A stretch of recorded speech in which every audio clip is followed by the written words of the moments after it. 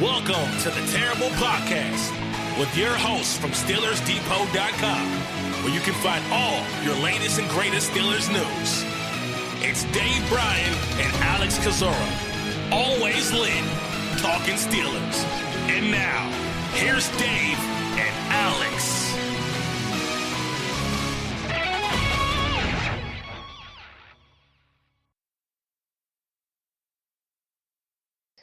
Welcome to the Terrible Podcast, Season 10, Episode 5. He's Dave Bryan. I'm Alex Kozora, SteelersDepot.com. Bit of a special edition of the podcast, but it's part of our regular schedule, too. As Dave Bryan talked about before Friday's game, on the most recent edition of the podcast, we did want to have kind of a quick recap, about a half hour, 35-minute episode of what we're shooting for, just recapping the Steelers' preseason opener, 30-28 victory over the Tampa Bay Buccaneers. Dave, I don't know about you, I thought it was a great game and a great start for this team. Boy, for our first preseason game, and look, we're chomping at the bit for anything, especially me, for Steelers football. Yep. Obviously, you've watched this team out at Latrobe quite a bit so far this summer and all. But that general excitement aside, I thought this was just a great all-around game. I mean, and I think it's hats off to you, because I think you really had me prepared from the aspect of, man, I felt like I knew who was coming in when, who to look for, and what kind of skill set and things to look for as well too. So, man, I really felt like I knew this team not only in the first half, which you should, but I mean really throughout this thing all the way into late into the game. It makes it a lot more enjoyable to watch when you have a good sense of the bottom end of the roster, and that's really what I felt like later on in that game. That's a great point. And, the preseason is always interesting because you never know what's going to translate from camp. Sometimes you see stuff in camp and some players do well and it doesn't work in the preseason. They don't play well. And sometimes guys that struggled in camp, they kind of rise to the moment inside a stadium. I thought generally, though, most of what I saw at Latrobe, I saw last night at Heinz Field. And that's a good thing, I think, overall. Yeah, I think so too, and I think the info that you had kind of passed on and what we had known from the off-season process on, we talked about 20 players. Was it yesterday? Yeah, 10 defense and 10 offense that we were looking forward to, and I think we previewed the right players there and highlighted the right players there in those situations. Obviously, a few guys played that we weren't sure would play, but I think top to bottom in the 20 guys that we highlighted the right guys. I think so too. And so we don't go 2 hours for this podcast. Let's jump into those guys, and we'll start with, we're going to go position group by position group. That's probably the easiest way for Dave and I to work through. And we'll start just offense and with the quarterbacks. And I think all three guys played well. Obviously, Josh Dobbs opened up the game, played about a quarter and a half. Mason Rudolph came in, and then Devlin Hodges midway through the third quarter. It's probably the first time a number 4 quarterback in the Steelers without injuries came in midway through the third quarter. I thought Rudolph was the best of the three. Again, all three played well, but I thought his ball placement, his consistency, going through his reads, even showing a bit more mobility, just were all big steps from year one from him. I really was impressed with his play, and obviously only 8 pass attempts. I like the way Mike Tomlin handled the playing time in the rotation as well too, because he also let Rudolph play through halftime, on the other side of the half, and I thought that was good as well too. Yeah, I mean, and look, bless Rudolph's heart and Dodge as well, especially Hodges. A couple of balls, that Hodges threw should have been caught. Oh, yeah. So, those are kind of things that you have to take into account there as well. And, you look at the start that Joshua Dobbs had, and yeah, he didn't lead the team to a touchdown drive or whatnot. But, overall, I thought it was a good performance by him, too. And, people are already starting this, you got to keep Hal Hodges over Dobbs and all like that. I mean, look, Dobbs on that deep pass to James Washington, who we'll talk more about when we get to the actual wide receiver group there. Obviously you'd like to see that ball out front a little bit more. That might be a touchdown if he gets it out over the top there. But, it made its path path. I mean, it made it to the guy anyway. He gave his guy a chance to make the play there, and then a play that I think you even highlighted on Twitter this morning. Probably his best throw of the night, or best pocket presence overall snap to throw was on that kind of, what was it, a 20-yard dig, I think, to James Ward.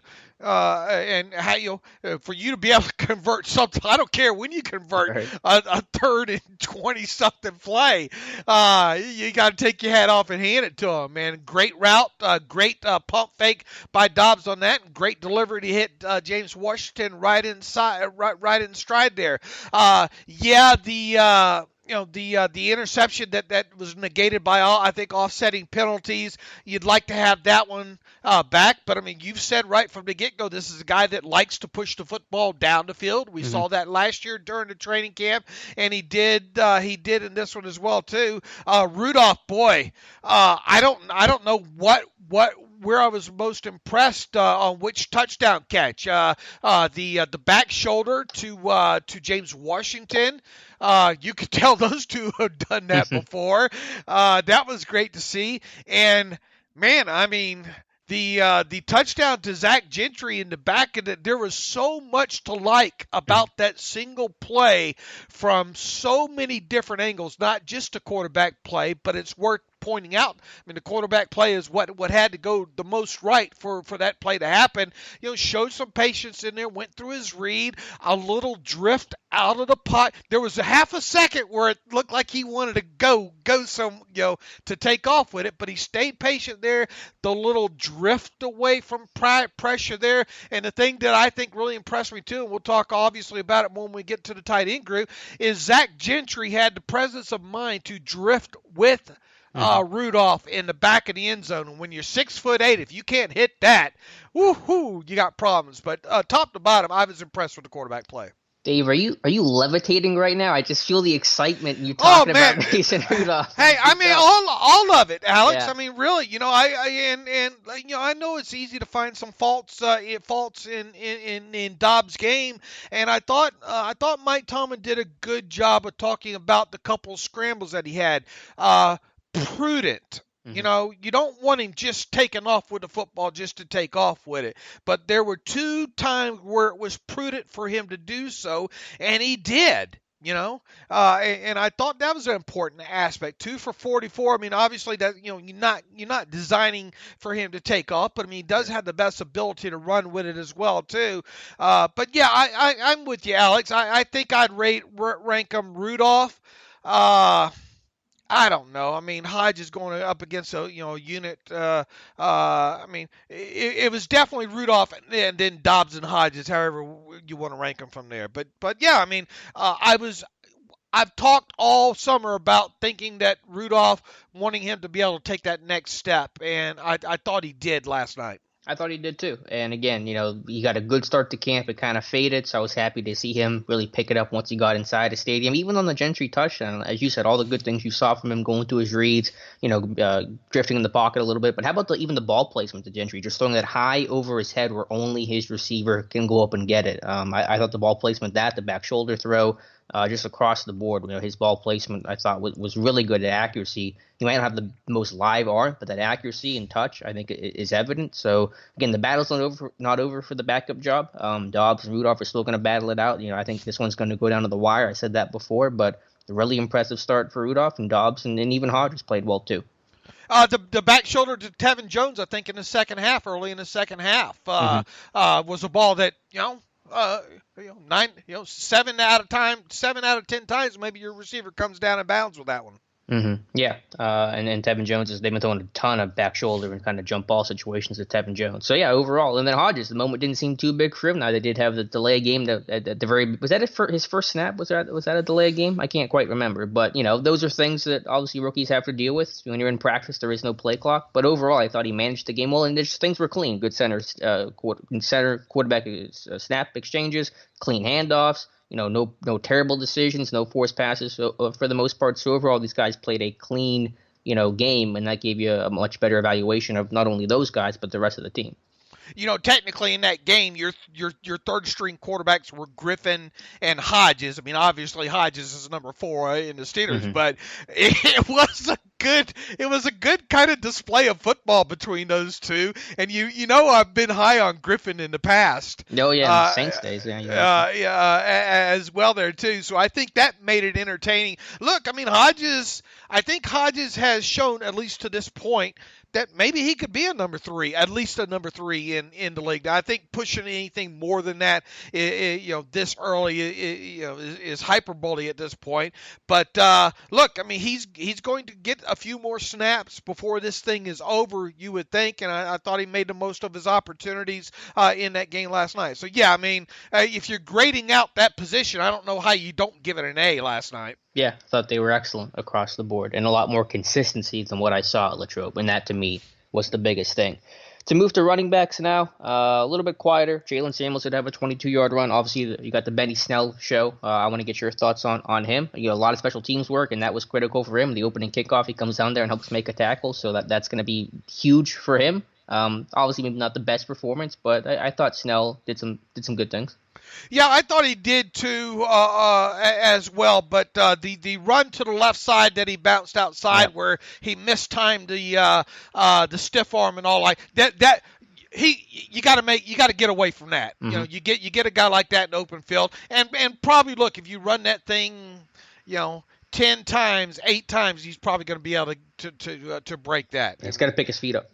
Yeah, got to pick his feet up, and just the overall timing and speed was off on that. And you'd like to see him break that one there. Some decent inside runs. He had one, I think, nice jump cut back to the inside on one play to avoid a tackle. That was okay. Look, I mean, for a first game with him, and as you mentioned too, he got burned on special teams. That was nice to see, and he made impact in that area. Had a couple of catches. Showed those soft hands that you had pointed out right from the get-go there. So, and hey, we got to see Benny Snell football in pass pro too on that play that I mentioned, on that back shoulder throw in the second quarter on the blitzing linebacker there, and I thought he handled that as well too. So, stat book doesn't say much when it comes to Benny Snell, but top to bottom, hard to find, outside of him not being able to break 1 or 2 runs that he probably should have. I thought it was okay. Yeah, got a shoulder square, downhill, kind of played to his style. Yeah, you would have liked him to see, to win the edge against that one on the corner. It's something he's got to do a better job. I think obviously he's going to probably be in the camp of like a Connor and Samuels, where this time next year we're talking about how Benny Snell's lost 10, 15 pounds and got a little bit slimmer, a little bit quicker. But 14 special team snaps for him, and that's huge. And I bet you he's never played special teams in his entire life before. So to go out there, embrace that, buy into that system, make some plays, got to respect that. Yeah, absolutely. And Samuels with the 2 for 2. Look, I mean, he one of those, and it's unfortunate we're not going to have the all 22 for this, but he went through a giant hole. It looked like on what you don't. There's a decent clip of that on the replay. Is there? Yeah, okay. Banner had a great down block to open it. Okay, and a catch for 9 yards. I mean, we saw not much on the kickoff return. I don't think he didn't look. I don't know if he just missed a block on one of those there. But look, we didn't expect him to get much playing time in this one anyway. And that run was a big run. I mean, even though you have a hole, you got to make sure you get through it. And he is known as a patient runner. And sometimes you kind of worry about the timing on that. But he got through it, and that ended up being a big play in the game. Yeah, I thought Samuels did well, and then everyone else was just kind of fighting for snaps. I thought Trey Edmonds had one good run, but had good pass protection, chipping and helping with the tackles. So I thought that was nice for him. And special teams is going to be his ticket. He was a starting personal protector, the up back on the punt team, so that's pretty valuable for him. Talking practice squad possibility. I was disappointed Malik Williams did not play. Even Trayvon McMillan came in before him. I thought Williams had outplayed him in camp. Hopefully he'll get some burn next week. All right. And then Rosie Nix played 2 snaps, and that was about it for that group. With the tight ends, I was really disappointed Christian Scott and Williamson. Really the only injury to note, according to Mike Tomlin, with a hamstring pull, limited him to only 5 snaps. So I was disappointed. I was looking forward to really seeing a lot of Christian Scotland Williamson in year 2 for him. But Zach Gentry, capitalizing on the snaps. How did you think his blocking was? I haven't gotten a good feel for it yet as a receiver. Obviously, the touchdown pass finished with 3 receptions, but do you have any initial thoughts on him as a blocker? just on the limited that I've concentrated on, I think there was only 5 plays that he run blocked on. Is that it? I think. I thought he handled it well. Okay. We'll obviously detail it a little. I'm sure one of us, me, Matthew, one of the guys, will highlight that phase of his game. Look, what did we say going into this game about Zach Gentry? We know what we were pretty comfortable with what he could do as a pass catcher and what his strengths are. And look, I mean, what he did in the end zone, making himself a big target, and I can't help but keep going back to just having the presence of him to drift along the back of the end zone line with Rudolph on that play was a big aspect of that play. I mean, if he doesn't drift with Rudolph, that that probably doesn't happen there. I think the biggest thing we'll be focusing on with Zach Gentry going through the rest of his preseason is indeed his blocking. And no, I'm not detailed on it yet, but I think at first blush, and we will get more detailed on it as the week goes on, I thought it was better than what I expected. Okay. Yeah, I'm guessing like a Matthew Markey's going to do a film room on that at some point during the week, so I'm interested to check that out. The rest of the group, Kevin Rader had a fumble late in the game that helped Tampa almost tie the game back up. His hands have been suspect. That fumble obviously is going to be a killer. And then Trevor Wood, I didn't even really notice him. I think he's got some decent hands, but his route running is poor. His blocking is pretty poor as well. Yeah, there was one second quarter power run that Fred Johnson pulled on. It looked like Wood wasn't sure what to do on that one there, or missed an assignment or something. I'll have to go back and look that one again. Look, none of those other guys. It's CSW Scotty versus Gentry and the rest of the guys in the NFL right now. Yeah. For that number 3 spot, but. Make no mistake about it. Gentry played better than what I thought he would. Yeah, I was happy with him. The other group, like I said, rest of the group pretty quiet. Raider had one too where he tried to pull, took a false step, and ran smack into Zach Banner, and it didn't work on a Benny Snell carry off left side. So yeah, hopefully Scotland Williamson won't miss much time, and he can get back out there next week. Because I agree, I think for the number 3 spot, it's Scotty versus Gentry versus the world. Raider and Wood are not part of this. Agreed. Receivers, Dave, and a lot to talk about there. Obviously, it starts with James Washington having a great game. What was his stat line? 484 and a touchdown, I think is what he had. And then almost had the other touchdown where his left foot was just out of bounds. It was the right call, though. But, I know we saw this last year from Washington, so I think there is at least a caveat to be included there that he had a really good preseason last year and everything looked good the way it does now. But to start things off with that 43-yard reception, high point in the football, that the touchdown catch, just the 3rd and 21 conversion. Anytime a receiver made a big play, it felt like it was done by James Washington. Everything that you wanted to see out of James Washington in this game, and I think in that little snippet that I wrote in the 10 players looking forward to watch, I am glad now that I included him in that. Obviously, I wish Deontay Johnson would have played, but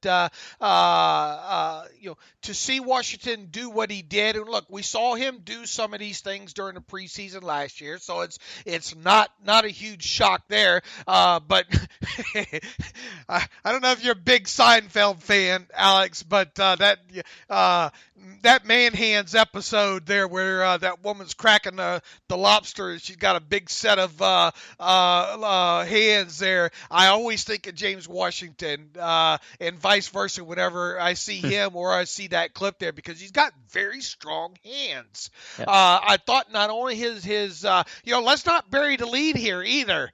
That reception came from the left side of the offense, Alex.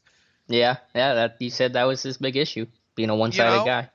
And him having that I don't know, that it's hard to do. We don't have the all 22 on that. It looked like a kind of a corner post route on that one, and I think he just stemmed it to the outside to get the corner to open up and then beat him inside. I think he just had a really good release. Yeah, he had a nice lead. Look, and that Hargraves is a good cornerback too. Mm-hmm. First round pick. Yeah. Right. So I mean, it's not like you're beating an undrafted cornerback in that situation too. And we talked earlier. You look, if Dobbs puts that thing out there a little bit more, that might be a home run there. So I like the strong hands on that. The back shoulder we mentioned from Rudolph was a great play, and as you mentioned too. Man, he almost 5 for 5 for 2 touchdowns and about 90-something yards there. You'd like to see him maybe be able to get both feet down in that instance. But it didn't. But overall, great game for James Washington, and that's exactly what we wanted to see out of him in that game. Body control, awareness, finishing the play, being strong at the catch point, hands, everything you wanted to see, as you said, you saw from James Washington. And the other receiver that really popped for me was Johnny Holton. And this is a guy that had that great Wednesday practice, had 2 long completions, a 65-yard touchdown from Josh Dobbs, and then was a 69-yard reception, catch and run yesterday. And this is a guy that I think, as I said before, looks fully healthy from that hamstring injury that plagued him early on in camp. And when he gets some space, this guy can fly. And he made plays as a gunner. He got work in the kick return game, the kick coverage game. A really good performance for Johnny Holton. Pretty much everything, as Daniel, and I think even Daniel bumped up his post in on the Twitter machine this morning here about everything that was highlighted kind of in that post, and then kind of the things that you've been talking about. Unfortunately, he had that hamstring injury early in camp, but since then, you mentioned him quite a bit this past week. I think since he returned there, we saw everything that we thought we would see. Other than I know the one was this short. It was really a 2-yard pass and a 40-something or whatever, 50-something yard catch after that. Remind me what the second catch was.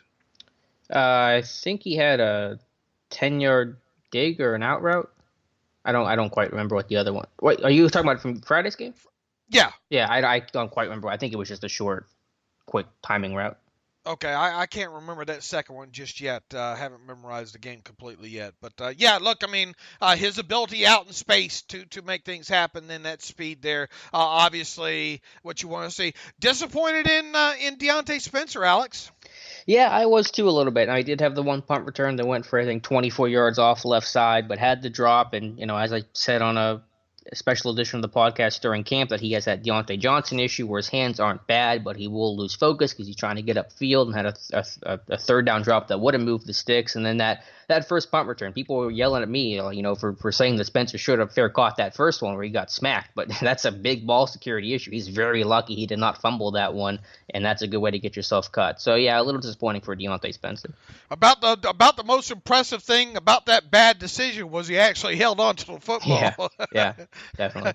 Look, unfortunately, once again, we won't see the full route, I don't think, on the all because of not having access to all 22. But I think later in the game, he could have probably done a better job of coming back for the football on one of those targets. Was it Mason Rudolph? On that one, I think it was a failed third down throw, if I'm not mistaken there. I wish we'd have a better look at that. And obviously a little guy probably not going to make many contested catches coming back to the football, but I think he probably could have done a better job in that situation, as you pointed out, the drop there. So, kind of not what we were hoping for out of Deontay Spencer. Obviously, a lot of football left. Tevin Jones, a nice game, I thought, overall. Did have the touchdown catch in there. Didn't I call for him to get a touchdown catch in that game? Did you? I think he got one. He delivered there. Had another one of those. I think was a quick. Didn't he have a quick slant in that one? In that game as well too. But about what you expected out of Tevin Jones. The rest, everybody else was really quiet though. I think Riley had one go off of his hands that Hodges threw. Who else? That was Switzer.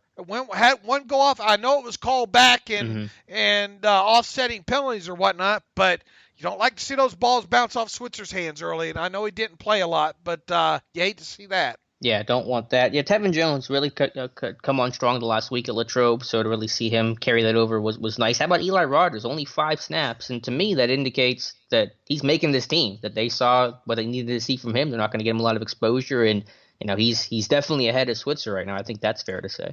Yeah, I expected him to play a little bit more, to be honest with you.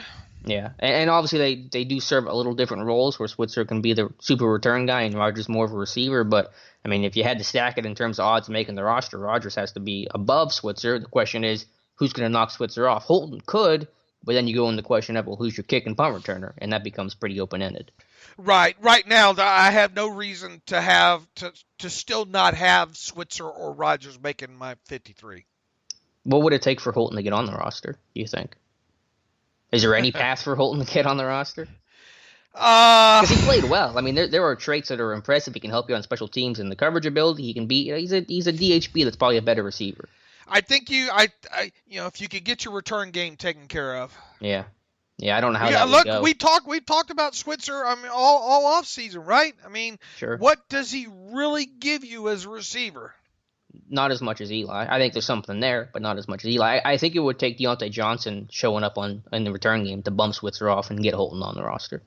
Potentially, yeah. I mean, I'm just trying to spitball ideas of the best way to get Holton on, and not that I'm actively trying to kick anyone off the roster, but what would be Holton's path and how would Switzer lose his spot, and that might be it, because Eli can only give you punts and your kick returner. I mean, Holton could do it. I mean, so maybe in theory, Holton being a bigger body type, but I do cringe at the idea of another kick returner getting trotted out there. But yeah, we'll see how it goes. I think Rodgers is pretty safe right now. Switzer still battling, and Holton trying to find a little crease. All right.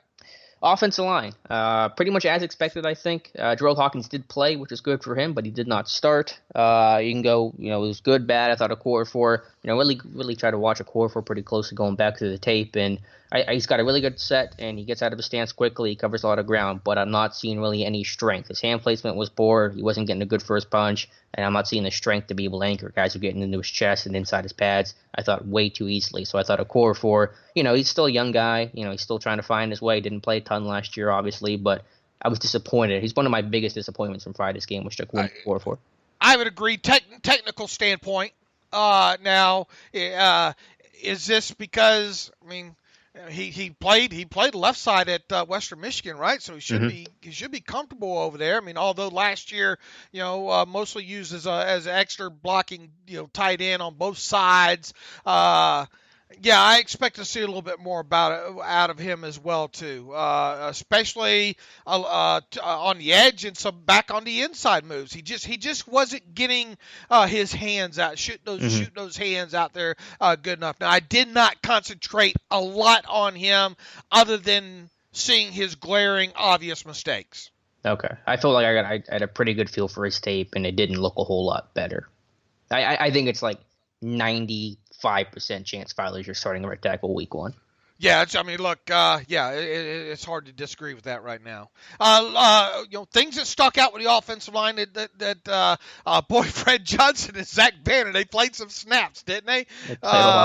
They played a lot, and Johnson looked like he held his own. I thought at right guard there, and I thought Banner didn't have. And look, I know he'll probably get shot with a couple of pressures though, but he ran his guy up the arc a couple of times, as you mentioned. On the Jalen Samuels run, a good down block inside on that. Overall, not a bad performance there. I don't think he hurt himself yesterday, and I think Fred Johnson did nothing but help himself. And in fact, there was a nice little pull power run, kind of in at about midway point of the third quarter, where he took care of that defensive back like he was supposed to as well too. So you can tell that they are wanting to get a good look at Fred Johnson this year. I thought Filer represented him from what I focused on. Filer represented himself well at left guard. I thought B.J. Finney okay at center, and it really Hawkins, even though he came in late, I thought he played okay. From what I saw at camp, I thought Hawkins was impressive. I thought he won early. I think that's how Hawkins wins. Wins for that first punch, can stun these guys, knock hands down. If he doesn't do that, he'll struggle more. But I thought he did have a couple reps where I have to go back and look at it closer. But I saw some guys on the ground he was battling against. So that's a good sign. I might be slightly different with you and Banner and Fred Johnson. I thought Banner had a pretty good game. I was pretty impressive. I thought he did really well. And as you said, he can get beat around the edge because he's not the best athlete in the world, but he has the length and the strength to be able to ride guys upfield. I thought Johnson was a little up and down on the ground, a little too much, a little sluggish. Some of the stunt pickup needed some work and guys getting into his chest. And I thought some of the hand use could have been a little bit better. But just playing that volume of snaps, doing well enough. I still like his progression and his growth, and certainly the physical tools are all there. I need to go through the game a little bit more, but I thought J.C. Hassenauer struggled a bit. I was even impressed by Patrick Morris, running his feet, playing with good leverage, finishing the play, and Garrett Brumfield, although he only had 6 snaps, I thought just kind of showed that nastiness and desire to finish that was pretty evident on his LSU tape. Yeah, I didn't get a chance to really focus too much on JC later in the game, especially once I think he moved to center there. Brumfield didn't focus it on him. I think we even saw some Derwin Gray at right guard later in the game, and some Prince at left tackle. Yeah, I they didn't all got focus 6 on snaps for Brumfield, Gray, and Prince 6 snaps. Johnson, yeah, I mean, look, we don't have all 22 on this, right. And it's going to make it even harder to judge this. I've graded off full games of offensive line in the past. You madman. Off of TV tape, and never again. Man, you just don't. There's so much that you don't see. You know, I mean, you get to see some hand usage with the TV, tape, but I mean, as far as other stuff, inside the trenches there, it really does help to have that all 22. Anything else with the offensive line? Or I think that sums up the group pretty well. Yeah, I thought it summed it up pretty good. I mean, look, you're not going to grade that group an A, know, but I don't know, C++, B- maybe. Yeah, I thought there were some bright spots. I thought Banner definitely had a good game, and like I said, I think Fowler's pretty much got that right tackle spot locked up. Hey, the protection alone on that touchdown to Rudolph, that's just another aspect of that play that I thought was good. That's a good point. I forgot to mention the stunt pickup I thought was awesome. The 2 touchdowns, the Gentry touchdown and the one to, I think, Tevin Jones that Hodges threw. Really good stunt pickup across the board. And so that's something that, like Mike Munchak, Sean Surratt reps every single day, and I mean every single day they're working stunt pickup. So, these defenses will throw different blitzes and stunts at you, but I thought that the Steelers O-line communicated well for the most part and did a nice job picking that stuff up. All right, other side of the ball. Yep, defensive line. And Dave, talk about all 22. If there was one guy I really wish that I had all 22 of, it would be Isaiah Buggs. Yep. So, there's a train going. You go ahead, Dave. Talk about it. Yeah, Buggs. This is a guy that had a feeling maybe would show us a little something in this game. Not ideal measurables for him, but what he showed at Alabama and the tape that I studied on him prior to the draft, and of course after the draft, this is a guy that could get those hands active. He drew a couple holding calls last night. That doesn't show up, I don't think, in the stats anywhere other than if you watch the tape. And then I thought he did a good job of being able to handle a few of those offensive linemen and make sure he flashed his head inside of the gaps a couple times as well too. Some penetration a couple times. Had the awareness to pick up the loose football on the on the strip sack by Tyler Matakevich as well too. So there was, and look, playing against Javon Hargrave going to probably make you look good as well too. I think on one in particular snap there, Hargrave got the quick penetration there, and Buggs did a great job of ridding this guy and getting in on the tackle. So if there's one guy that we need to highlight specifically about the play on the Steelers defensive line in that game, and I think he played quite a few snaps as well too, it's going to be Isaiah Buggs. And if he keeps this up, there no doubt in my mind he's going to make the make this roster as a 6th defensive lineman. Agreed. They couldn't block him. I'm just watching the first half alone. There were 3-4 plays where he shed blocks. Obviously, he had the fumble recovery, the good ball awareness, good snap off the ball. The hand use, I think, was super evident with him. Being able to take on blocks, his block deconstruction, I think, is excellent. So, been impressed with him. Dan McCullers had a big, nice game, clogging the middle. I thought he did a nice job. The rest of the group I thought was pretty quiet. I don't get why they play Hargrave as much as they do. This guy's about to get a $50 million contract. He's playing second quarter of the first preseason game. I know nose tackles, you only have so many, but that's just, he was playing in nickel. He wasn't even playing in the base 3-4, but, he was dominating, as you would expect in that situation. Get him lathered up in a nice pregame workout or something, You didn't have to have. Yeah, I was kind of wincing there as the game. I thought there was a chance he might not even play, but when he was out there to begin with, I've seen enough. Get him out of there. Yeah, they always do that with him. They were doing that last year, so whatever. It's fine. But anything else on the D line stick out? Mondo, I thought had a nice finish to that game. Henry Mondo. Yeah, Mondo just a pawn in the game of life. All right. Well, that's a Blazing Saddles reference that you're not going to get there, Mongo. But anyway, yeah. Look, if you were to draw down the depth chart, Henry's not. Henry's in the middle of it now. For sure. Hooks. I mean, look. We already hit on the two that matter, or actually the three that matter: Hargrave, McCullers, and Bugs. I thought we saw what we needed to see out of them. If you want to maybe talk about a guy with an early lead for a potential practice squad, then it's probably either Hooks or Mondo. Yeah, I think that sums it up well. Nothing I saw last night is going to change my mind that this D-lines for the 53 is pretty much settled in, with McCullers and Bugs being 5 and 6. Is that what you're at? Absolutely. Yeah. Same here. All right, Dave, let's move to the outside linebackers. Ola Adeniyi doing things that we saw from camp. Didn't have a sack, but constantly got pressure. And what I was even more happy about that than the pass rush stuff, because I knew he was going to get after the quarterback, was special teams. Running down kicks, being a force down there. I think he was down there first man in 2 or 3 times. So him playing in space like that, I thought, because regardless, even if he's a number 3 this year and passes up check, he's going to have to play a ton of special teams. And I thought he did that well. So that was a positive thing for him. And I know he had a brief injury, but seems to be okay. It was not mentioned by Tomlin in the post-game injury report, so all signs pointing up for Adeniyi. Yeah, as expected. I mean, he almost had a sack. I mean, probably should have on that one. Good job by Jameis Winston of avoiding that and all. But yeah, I mean, look, as kind of advertised there, the run stop, him and Devin Bush together on that. What was it, a 4th down play? And here's the thing, not only did we see him on the right side, we saw him on the left side. Him and Chick swapped early in the game, so we got to see him play on that other side, and he made a defensive play on that other side.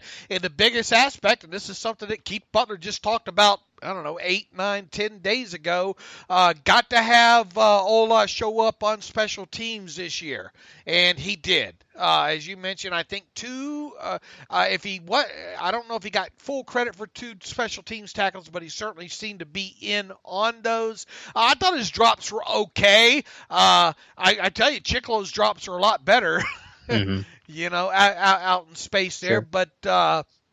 But I thought Ola did well. I thought he chased after the foot. There was one of those runs, I think, early or somewhere in the first half there, where he got caught inside on one of those runs that got bounced outside.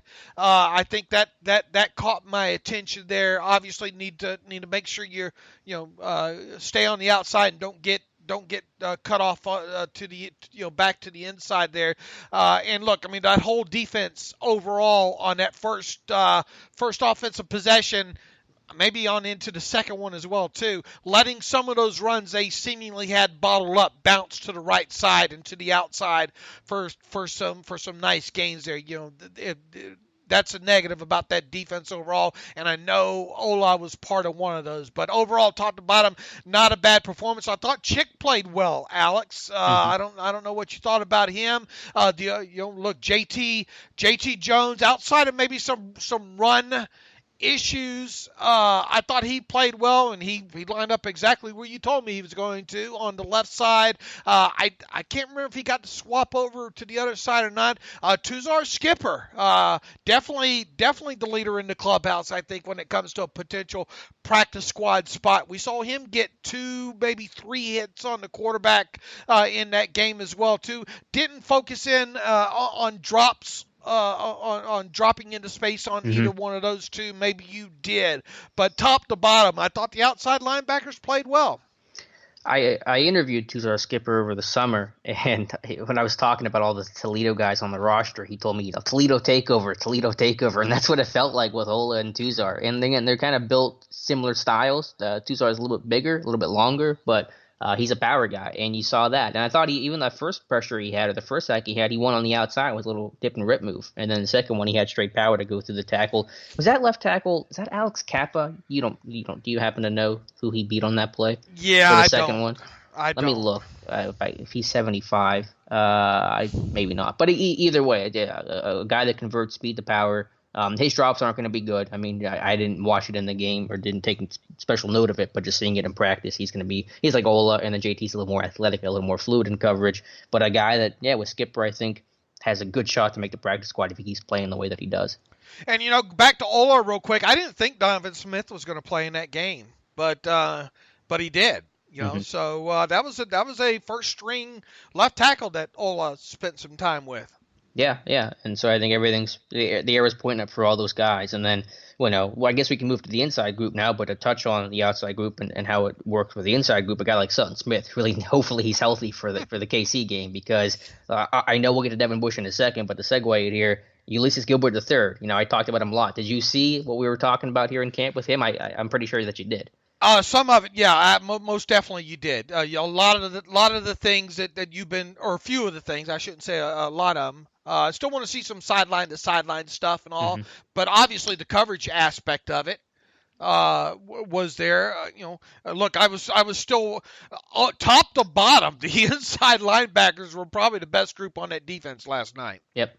Totally agree. Yeah, I mean, to see Gilbert in a 2-point conversion play out in space, detached from the line, which he did at Akron, that's not new to him. I saw that on his zips tape. So, and then undercut that, read the route, pick it off. I mean, this guy with closing speed, his tackling was good, find the football. I thought he worked well sideline to sideline. So I think all the things that I saw at camp, again, talking about things translating, that translated to the stadium.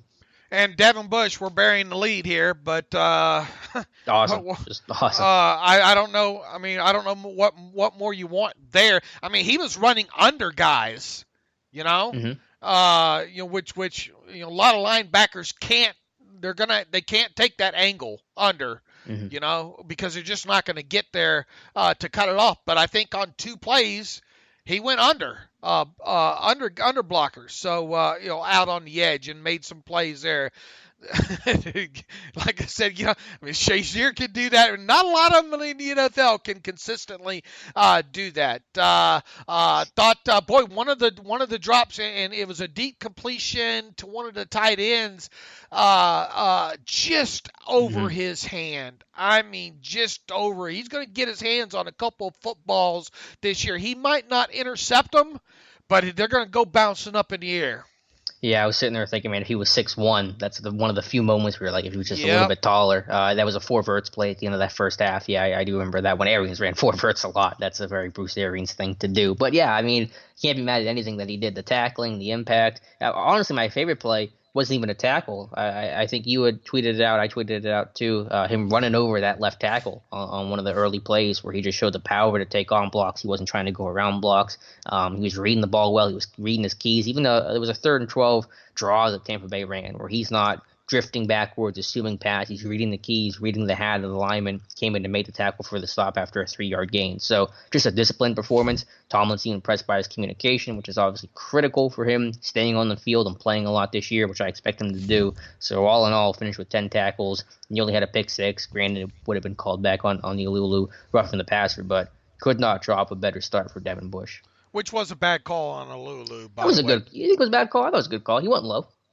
Huh? He went low. Not low enough, and boy, the ball was just out. I thought it was a bad call. All right. Well, either way. Either way, I mean, it didn't stand or whatnot. The interception didn't happen anyway. Yeah, I'm surprised you think that's a bad call. I mean, it was a good call. I thought it was a bad call for sure. But anyway, yeah, I mean, look, he gave you everything, and top to bottom, Robert. Spillane. Like 3 pass breakups in that game as well. He really showed a lot of range and tackling ability in that game. You already mentioned Gilbert, and Dirty Red had a great game. I know people don't want to hear that, but top to bottom, Dirty Red probably had the best game of all of them. And and that's no disrespect to the game that Devin Bush had, but Dirty Red was all over the place. Yeah, obviously he had the forced fumble. That was a backs-on-backers drill, just swimming over the back and coming in to make the play. So that's. And I'm not relax, people. I'm not advocating Dirty Red see any playing time in his defense, but when your 4th guy, has a good game like that, and he's already known as your best special teams player, you have to sit up and take notice of that kind of stuff. The way I see the inside backers now is Gilbert's on a great track to make the 53. I think Spillane is practice squad possibility. And again, Sutton Smith's got to get healthy because he's got to throw his hat in the ring and make some plays and get back in this conversation. Well, Gilbert's on the train, and it's on down the track a little bit, and Sutton Smith is still at the station. And look, we know that's an outside linebacker versus inside linebacker thing, but make no mistake about it, and we'll have to go back and look at the special teams play of Gilbert. I didn't focus in on that too terribly much. But the best ability is availability, and Ulysses has it right now. So, yeah, he's in the lead right now for what would probably be a ninth linebacker on the 53. Any thoughts on Mark Barron? I know he only played about 2 series, which is kind of what I was hoping for. It seemed okay. Yeah, kind of not the pedestrian. best. Missed at least one tackle, maybe two. Yeah, not the best for him. But the first game, he got the blitz off the edge a little bit. I think that's something that linebackers that played in other organizations don't really get to do until they come to Pittsburgh. John Bossa talked about it last year, where you get the blitz and get after the quarterback. So I'm excited to see him work as a pass rusher, both on the edge and through the B gap. All right, secondary. Well, I think with the secondary, we should have to start with Justin Lane, probably one of the biggest, I don't want to call them losers, but I guess my post I do after every game is called winners and losers, so I'll call Justin Lane a loser from this game. And it's not that we're going to kill the guy. It's one game. He's raw. Might be dealing with an injury. Obviously, he missed the practice, Wednesday's practice, but very much looked like the raw rookie he was billed to be coming out of Michigan State. What has Kevin Colbert said the last couple weeks? Got to be more physical, Strength, yeah. Strength, got to be more physical. Looked like he wasn't fully sold on that, making that first tackle on that wide receiver screen on the touchdown. That's all him. I saw at least one other play and I think it might have been a touchdown run as well too. I thought he should have gotten to coming crashing down inside there. So yeah, that and look, I know it wasn't he. I know he's following probably the play call on a couple of those third downs where he's like 12 yards off. Probably don't get beat attitude, and kind of a vanilla, real vanilla defense last night, because heck, you had guys like a couple of those back end guys, Ponder, and who was the other one? Trayvon Mathis played the third most snaps if anyone on defense, and was signed 48 hours ago. So yeah, they were playing vanilla cover 3 stuff. I didn't care about the cushion too much, but there was one play early I have a picture of, I haven't tweeted out yet, where Lane was opening up his hips. He gave a cushion, and that's fine. That's how they called it, because they were doing these bunch sets Tampa Bay did to kind of force the off coverage. But it was a 3rd and 3, and Lane is turning his hips on a reduced split, where that's going to be an out route in all likelihood. So there's work to do there, obviously. I will say this for Lane, is that he's a little Burns-like in the sense of there's 1-2 in the run game. I've seen him in camp, seen his Michigan State tape. I mean, he wants to be aggressive and physical in the run game. He's not shying away from contact. His technique, just not good at it. Yeah, his technique just sucks. I mean, he's dropping his head. He's coming to balance too early. His run fits are poor. He's slow overall, reacting to everything. So he's just not playing technically sound to make the plays that I think he's capable of making. So he can get better there. Again, I think he has the want to, which is the thing that you can't teach. Either you have it or you don't, and he has it. It's the technique and everything, keeping his eyes up and all that he's really got to work on. Has to use the sideline to his advantage too. So a lot of work to do there, but this is a guy that Kevin Colbert said, basically said, we're not playing him year one. And this is a guy that's going to be a work in progress. I'm sure he slept well last night, because he got some special teams burn as well too. All of that's going to continue moving forward here. They're going to give him a lot of work. Obviously not the third preseason game, probably until after the starters exit and all. But I'm glad he dressed. I mean, you're not going to make any progress if you're not out there, and at least he was out there. It wasn't pretty at times, but okay, it's a start. Now we have a baseline to know what he can build off of. Cameron Sutton, nice game on the other side, I thought, overall, and that gives you a little bit of confidence there that you can have a guy that can play both outside and inside. And I think one of the things that you and I talked about is, are we going to see Cameron Sutton play a little bit outside in this game? And he did. So good run defender, seemed to be the smartest guy on the field overall. Yeah, it was fine. I expect Sutton to play well, 3rd-year guy, decent amount of snaps under his belt, high IQ, like you said, going against a lot of rookies, first-year players. Obviously, Brian Allen not playing helped Sutton play more snaps on the outside, so it was fine. I don't take a whole lot of note of that, but like I said, his camp has been excellent. Been happy with his progression. I don't have a whole lot on the rest of the corners because they are so new with Ponder and Mathis and just I think that's why that defense was so vanilla, just because they had guys that have been here a week. Math is 48 hours, and they're just trying to run the most basic coverage as possible just to let these guys just have a chance. Yeah, not a lot to add there, and really not a lot to add with the safeties outside of maybe the play of about 2 or 3 guys there. I want to focus more in on Cameron Kelly's tape moving forward. Mm-hmm. I really didn't focus in on that. I'll tell you this about Terrell Edmonds though. Nice pass breakup in the end zone, play in the pocket, getting that arm up in there and wedging. I thought it was going to be a touchdown there, at first, but he did a great job, and that was on a corner blitz too. So he has to come down real quick and start picking up that tight end in the slot there, and then running with him with his back turned, and then technique-wise, everything on that play was great. Now, the Edmonds, I thought, missed 1 or 2 tackles early in the game, closer to the line of scrimmage there, that I thought he should have made. But not a lot to complain about, I don't think, overall outside of that missed tackle or 2. And once again, I really didn't focus on Kelly too much at free safety. Yeah, I couldn't get a good feel because the TV tape, it's just so hard to see and gauge those guys. Marcus Allen, though, not playing a lot of snaps. That's he might be in real danger of missing a roster spot. I didn't a week ago. I would have said he's pretty safe. Now I think he's very much on the bubble. Yeah, and behind them and I thought it was an okay. What did you think about the hit late in the game? Was that defenseless or? Yeah, that looked clean. I thought it was shoulder, but refs are going to call that if they have a hint that it is illegal contact. You gonna be in favor of that maybe being a rough call, but not give a Lulu. Lulu went low. He was at the knees on the quarterback. He was a little bit higher than that. Go back and watch that. All right. Well, it didn't cost them. It's preseason. I thought Lulu played a good game. I did too. But safety-wise, I mean, outside of those 3 guys, not a lot to talk about, right? Yeah, Skew Henry, I thought played a little worse than what I expected. Dangerfield, was his run and hit kind of self. But yeah, I mean, that spot's still in flux and certainly possible this team's going to add somebody to that group as well. Maybe even more than tight end based on how Gentry performed. Kicking game, Boswell, awesome. So I'm happy with that. Awesome. Yeah, I mean, making the kicks and really that, and look, Wright did what he was supposed to do in the game too, right? So got to give him credit for that.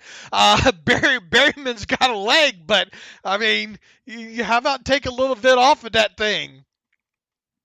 Yeah, sorry, second train coming. Oh my goodness, second train. Boy, podcast. That's Mike Tomlin and that's Gilbert the third on that train, right? Yeah, Gilbert the third on that train, leaving the station. Yeah, Berryman's got a big leg, like I said, but yeah, you can't have touchbacks. Tomlin hates touchbacks. You ruin that way. So Berryman, I think, or Barry's going to be the better option, and all likelihood just because they value the placement and the hang time much more than they do the distance. Doesn't do you no good to kick it out of the stadium all the time. And look, I mean, I love the leg, but reel that thing in a little bit. Yep. Any other thoughts, Dave? No, just top to bottom. It was a very enjoyable game. And, big thing is just really the one injury to Scotty that we know of. And I think a lot to build on overall. I like how the whole team kind of responded throughout this thing. I mean, look, you're going against the number 1 offense. I mean, the Tampa Bay rolled out their stars to start with against technically your number 2 backup defense here. And, you settled down. The team settled down after that long drive initially. And just an overall top to bottom enjoyable game. Is there any one player that impressed you more than anybody else in the sense of, I didn't know he was going to play this well, or I didn't expect he was going to play this well? Is there any name that you can point to? Bush played well. Yeah. I mean, Rudolph, I thought he made some good. I was a little bit worried going into this based on some of the reports that you had with him. Mm-hmm. I don't know. Banner played well. I mean, I overall, top to bottom. Trying to think defensively. I kind of expected Bugs to show out a little bit, so right. I wasn't shocked there. Obviously, you expect Bush to kind of show out. So, Ulysses Gilbert, played some good snaps. I didn't focus in on him as close. I mean, I have through at least one of the replays. So I want to go back and really concentrate on him. We're probably going to have a film room on him. The tight end. Gentry. Gentry played well. It's a good one. Yeah, I think Rudolph and Holton would be the two that I would to answer my own question. But yeah, I thought, like I said, a lot of what I saw, most of what I saw at St. Vincent, I saw at Heinz Field, and a lot of that was positive at camp, and so a lot of it was positive inside the stadium. But we shall not overreact on this. I mean, it's one preseason game there, but there is a lot to study, a lot to have fun with. A lot of players obviously didn't play. Roethlisberger, Moncrief, Deontay Johnson, Juju Smith-Schuster, Sean Davis, Steven Nelson, Joe Hayden, Artie Burns, Brian Allen, James Conner, Sutton Smith, Bud Dupree, Marquise Pouncey, David DeCastro, Ramon Foster, Vance McDonald, TJ Watt, Alejandro Villanueva, Stephon Tuitt, Cameron Hayward, and Vince Williams. Did I miss anybody? I mean, that's a long list, I know.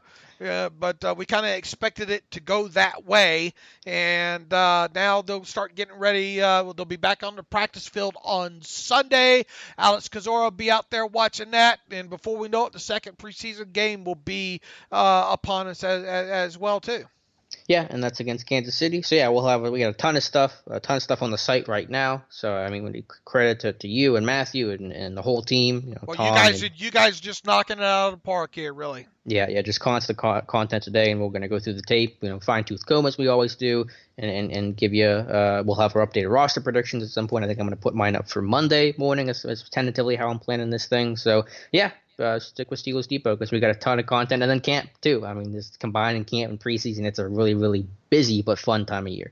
All right, follow me on Twitter at Steelers Depot. Follow Alex on Twitter at Alex_Kozora. Follow the show at Terrible Podcast. Email the show, theterriblepodcast@gmail.com. Alex and I will be back on Tuesday with you with a normal show. We'll be back Sunday night with a training camp recap podcast special edition as well. If you like what we do and want to donate to the cause, please go to SteelersDepot.com and hit the donate button up right navigational bar. We're just looking for $25 a year out of people is all we want. So if everybody that listens to this podcast, if 1/3 of the people that listen to this podcast donated that way $25 in a calendar year, it would be absolutely fantastic. We'd be able to do even more potentially with the podcast and the site as well too. So anyway, thanks for everybody who has donated again so far this off season. We'll get back at it here, Alex and I tomorrow evening. As always, thanks for listening to the Terrible Podcast with Dave and Alex.